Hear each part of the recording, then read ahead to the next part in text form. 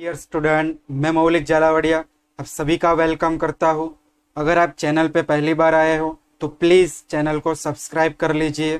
तो बच्चों, यहाँ पे हमें पी ब्लॉक एलिमेंट में आज देखना है एलोट्रॉप्स ऑफ फॉस्फोरस, जो एक इम्पॉर्टेंट टॉपिक है जिनमें आपको काफ़ी बार difference between white phosphorus and red phosphorus के लिए क्वेश्चन पूछते हैं।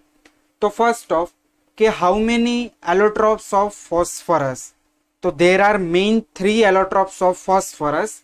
First white phosphorus, second red phosphorus and third black phosphorus. Now we discuss about white and red phosphorus. तो अगर व्हाइट फॉस्फोरस को समझ लिया तो इनका अपोजिट होगा रेड फॉस्फोरस। तो पॉइंट नंबर 1, अपीरियंस। तो व्हाइट फॉस्फोरस इज ट्रांसल्यूसेंट। देखो, ट्रांसल्यूसेंट का मीनिंग क्या होता है? नॉट अ ट्रांसफरेंट, ट्रांसफरेंट नहीं होगा। Only pass the light from the white phosphorus. White phosphorus में से ओनली क्या पास हो सकता है? लाइट ही पास हो सकती है, उसको आप आर पार देख नहीं सकते हो। तो ऐसे मटेरियल को कहते हैं ट्रांसल्यूसेंट व्हाइट वैक्सी लाइक सॉलिड। मेन जो वैक्स वैसा एक सॉलिड है। रेड फॉस्फोरस की यहाँ पे प्रिपरेशन दी है कि रेड फॉस्फोरस कैसे बनता है। तो आपको क्या करना है? व्हाइट फॉस्फोरस लेना है, इनको हीट करना है इनर्ट एटमॉस्फेयर में 573 केल्विन टेम्परेचर पे, और वहां से बन जाता है वो रेड फॉस्फोरस में। ऐसे मॉलिक्यूल्स होंगे, हीट करोगे तो इसके आपस के बॉन्ड क्लीवेज होंगे, और ऐसे बहुत सारे मॉलिक्यूल्स एक दूसरे के साथ अरेंज होके आपको मिलता है रेड फॉस्फोरस।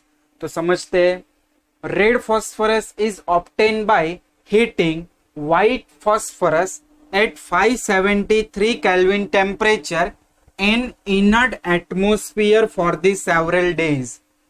एक ये चीज खास समझ लेना, वहां पे जो एटमॉस्फेयर होगा वो इनर्ट होना चाहिए।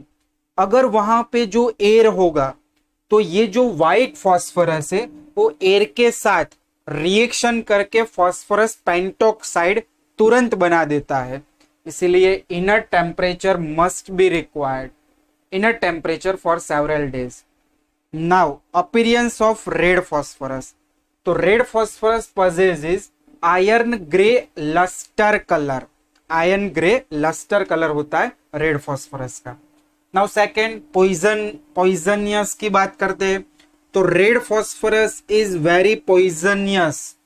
Now sorry, white phosphorus is very poisonous and red phosphorus is non poisonous. Red phosphorus poisonous नहीं है। Now solubility. तो white phosphorus is insoluble in water but soluble in carbon disulphide. soluble carbon disulphide में है, insoluble है water में। कौन? White phosphorus. जबकि red phosphorus water as well as carbon disulphide दोनों में इनसॉल्युबल है। तो यहां पे दिखाई देगा it is insoluble in water as well as CS2। तो 3 पॉइंट क्लियर हुए। पॉइंट नंबर 4, ये है व्हाइट फॉस्फोरस। तो व्हाइट फॉस्फोरस डार्क प्लेस में क्या करेगा? ग्लो करेगा। तो यहां पे वही पॉइंट है, it is glows in dark place. जबकि रेड फॉस्फोरस का कलर कैसा है? Iron grey lustre. तो वो डार्क प्लेस में ग्रो नहीं करते हैं, तो it does not glow in the dark place. तो ये 4th पॉइंट। नाउ रिएक्टिविटी के लिए मस्ट बी इंपॉर्टेंट पॉइंट समझना, white phosphorus is less stable. देखो, कोई भी चीज अगर लेस स्टेबल है तो उनकी रिएक्टिविटी कैसी होती है? हाई हो जाती है। यानी व्हाइट फॉस्फोरस तुरंत रिएक्शन दे देता है। तो दिया है आगे, and more reactive because of angular strain in the P4 molecule. तो देखो, ये P4 मॉलिक्यूल टेट्राहाइड्रल शेप में है। ये जो बॉन्ड यहां पे है वो कैसा बॉन्ड है? Angular bond. और यहां पे जो स्ट्रेन होता है, ये जो बॉन्ड एंगल है वो 60 डिग्री है। यानी ये बॉन्ड इजीली ऐसे ब्रेक हो जाएगा ऊपर से, और इजीली ब्रेक होगा यानी यहां से रिएक्शन होती है व्हाइट फॉस्फोरस की। इसीलिए व्हाइट फॉस्फोरस कैसे है, more reactive because of angular strain in the P4 molecule. Red phosphorus is less reactive than the white phosphorus. Red phosphorus less reactive है white phosphorus से। पॉइंट नंबर 6 स्ट्रक्चर्स के बारे में दिया है। तो व्हाइट फॉस्फोरस का जो स्ट्रक्चर्स है वो कैसा है, टेट्राहेड्रल शेप, जबकि रेड फॉस्फोरस का जो शेप है ये है पॉलीमेरिक स्ट्रक्चर। और ये पॉलीमेरिक स्ट्रक्चर कैसे बनता है, तो बहुत सारे ऐसे टेट्राहाइड्रल P4 मॉलिक्यूल एक दूसरे के साथ ज्वाइंट हो गए। तो यहाँ पे दिया है कि टेट्राहाइड्रल लिंक टुगेदर। तो पढ़ते हैं पूरा point. It is polymeric structure having chains of P4 tetrahedral link together. Last कि व्हाइट फॉस्फोरस मैंने बताया हाईली रिएक्टिव है। अगर उसको हमने इन प्रेजेंस ऑफ ऑक्सीजन यानी एयर में ऐसे रख दिया तो वो फास्ट रिएक्शन देगा और व्हाइट कलर की फ्यूम्स देगा जो होती है फॉस्फोरस पेंटॉक्साइड। तो ये है वो फ्यूम्स। तो P4 molecule readily catch fire in the air and give dense white fumes of P4O10। चलो इनकी रिएक्शन समझते हैं। तो व्हाइट फॉस्फोरस यानी P4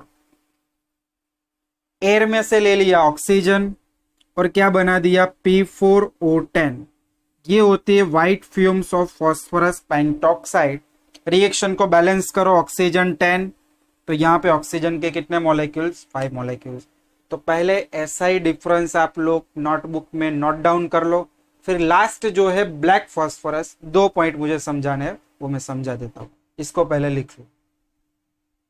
फिर आता है last black phosphorus.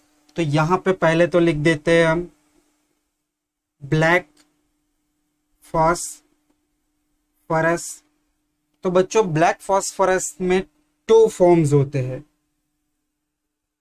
First alpha black phosphorus and second beta black phosphorus. First alpha and second beta. Now how to form alpha black phosphorus and how to form beta black phosphorus। तो पहले तो preparation, when red phosphorus heated in cell tube at 803 Kelvin temperature, it forms alpha black phosphorus। Clear? फिर से एक बार repeat कर रहा हूं कि अल्फा ब्लैक फॉस्फोरस कैसे बनता है। तो इनके लिए आपको क्या लेना है, रेड फॉस्फोरस लेना है, हीट करना है in sealed tube at which temperature, 803 kelvin temperature पे। नाउ ये जो अल्फा ब्लैक फॉस्फोरस है वो इजीली सब्लिमेशन होता है इन the air.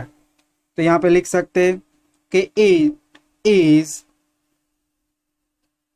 सब्लिमाइज in air to give monoclinic and rhombohedral crystals. देखो सॉलिड स्टेट में हमने क्रिस्टल लेटाइज में 7 डिफरेंट क्रिस्टल्स पढ़े थे, ब्रेविस लेटाइज। इनमें एक मोनोक्लिनिक और रोहम्बो हाइड्रल दोनों थे। तो ये फॉस्फोरस के दोनों क्रिस्टल्स हमें अल्फा ब्लैक में से मिलते हैं। कैसे मिलते हैं कि जब इसको हम सब्लिमाइज करते हैं, सब्लिमेशन करते हैं यानी हीट करते हैं इन द एयर। तो बस ये 2 पॉइंट थे यहाँ पे अल्फा ब्लैक फॉस्फोरस में। Now how to form beta black phosphorus. तो बीटा ब्लैक फॉस्फोरस में क्या करना है आपको, white phosphorus, white phosphorus, when heated very high pressure and 473 Kelvin temperature, it gives beta black phosphorus. Clear? Beta black phosphorus में क्या करना है, आपको व्हाइट लेना है. यहां पे देखो हाईलाइट कर रहा हूं. व्हाइट फॉस्फोरस को ले लिया, हीट करना है high pressure and 473 kelvin temperature, it gives beta black phosphorus. Now beta black phosphorus यहां पे लिखते हैं beta black phosphorus does not react with air. देखो beta black phosphorus does not react with air या oxygen. Eight which temperature?